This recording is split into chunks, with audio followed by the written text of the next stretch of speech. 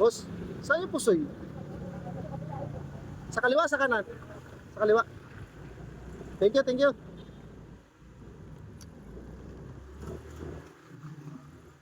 Pusoy bakery na yan. Pusoy. Ito pala yung pusoy. Nakalimutan ko pusoy. Pusoy Bakery Highway. So, ibig sabihin ito yun. Pusoy Bakery. Pusoy Bakery na. At yung mga kitulugan.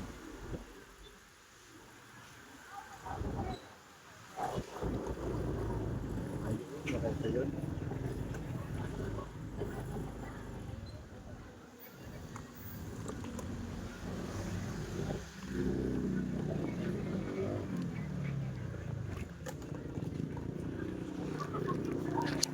Pusoy Bakery ka yan? Tama ba? Si Bulima?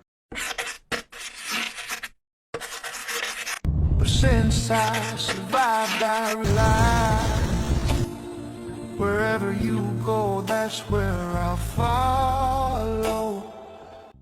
Yun, nandito na naman si Mamang Guard para magpangiti ng isa sa mga kababayan natin ngayong araw. Pero bago ang lahat, o-order muna tayo ng pinakamasarap na lomi dito sa Darangan. Dito lang yan matatagpuan mga kabayan sa Binangonan, Rizal. Mula nga nang matikman ko itong mga kabayan ay binalik-balikan ko na itong lomihan na to dito sa Darangan, Binangonan, Rizal. Napakasolid naman kasi talaga mga kabayan, talagang mapapaulit ka sa sobrang sarap. Pero iba talaga yung authentic na lumihan sa Batangas, lalo na sa Lipa. Shoutouts, kinainan namin ni Commander dyan, napakasolid talaga ng lumihan dyan. Pero dahil sobrang layo nga talaga ng Batangas mga kabayan ay pagtiyagaan na natin itong dito sa Darangan. Meron na akong mga nakainan sa Taytay Rizal, sa Angono Rizal, sa Antipolo Rizal at sa kung saan saan pa. Meron pa sa Taguig. Dito lang talaga ako nasatisfied sa lumihan na to. Kaya naman mga kabayan, pinatitikim ko to sa aking mga follower kapag namimigay ako ng free foods.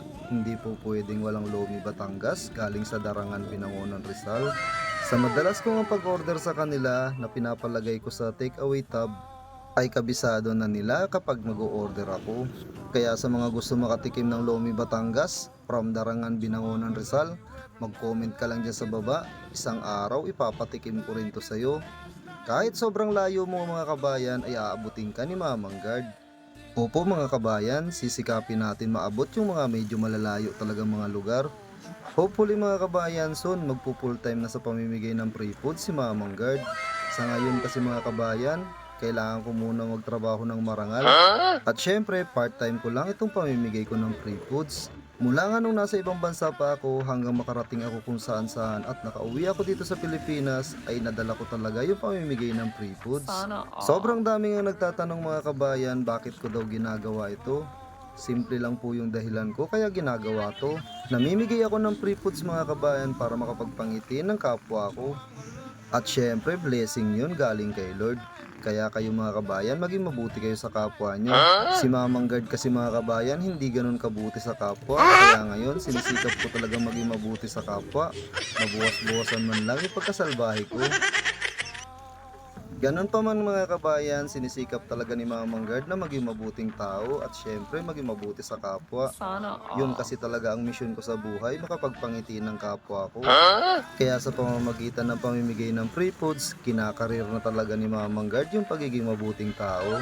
Kaya kung bagong follower ka ni Mamang Guard, maraming salamat sa suporta. Malaking tulong yung pag-like, share at comment ninyo sa aking mga videos. Nang sa ganun mga kabayan, mas marami pa tayong mapangiting mga kababayan natin dito sa Pilipinas at sa iba pang mga lugar.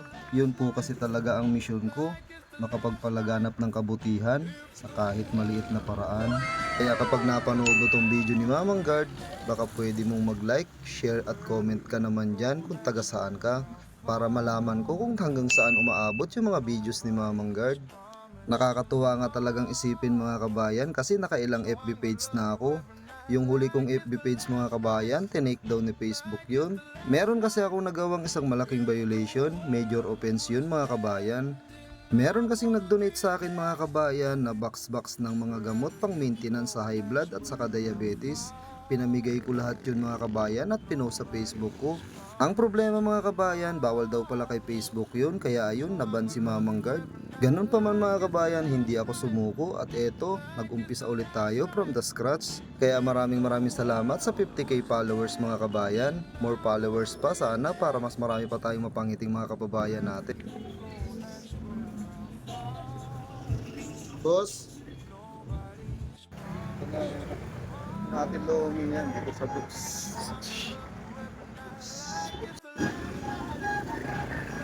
Ito lang yan sa Darangan. Oh, shoutout sa lahat ng mga taga-Darangan. Shoutout nga pala sa mga taga-Darangan na follower ni Mamang Guard. Nababasa ko yung mga comment ninyo. Meron pa akong mga nababasa from Pantok at kung saan-saan pang area dito sa Binangonan. Sana isang araw mga kabayan, may schedule din kayo ni Commander para mapasyalan ko kayo. At syempre mapatikim sa inyo itong pinagmamalaki kong lomi.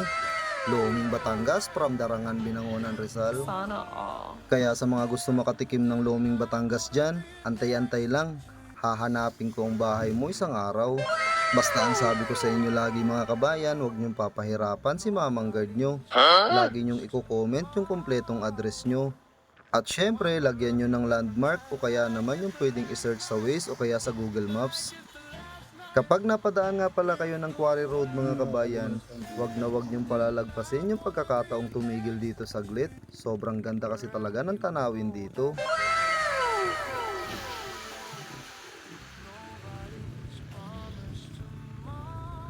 Sobrang ganda kasi talaga dito mga kabayan, kita nyo naman. At finally nga mga kabayan, narating ko na yung Binangonan Rizal at Angono Rizal boundary. Ito yung mahabang parang Angono Rizal. Shoutout sa lahat ng mga follower ni Mamang Guard na nandito. At sa mga nadadaanan ko ang bahay, mag-comment lang kayo dyan sa baba. Babalikan ko kayo sa susunod. Sa ngayon mga kabayan, uunahin ko munang pangitiin itong taga Pusoy. Nag-request kasi siya, malapit daw siya dito sa bakery. Hahanapin ko kung saang bakery Pusoy ba yun. Nakakalimutan ko na kasi kung saang lugar yun. Ganun pa man mga kabayan, aasa muna tayo sa mga human CCTV. Ito kasi ang pinaka the best way para mabilis kong mahanap yung bahay nyo. Boss, saan yung Pusoy? Sa kaliwa, sa kanan? Sa kaliwa. Thank you. Sabi ko naman sa inyo mga kabayan, maaasahan talaga yung mga human CCTV sa barangay nyo. Sa pamamagitan nila, napapabilis yung trabaho ni Mamang Guard. Kita nyo naman. Pusoy Bakery Highway. So, ibig sabihin ito yun. Pusoy Bakery.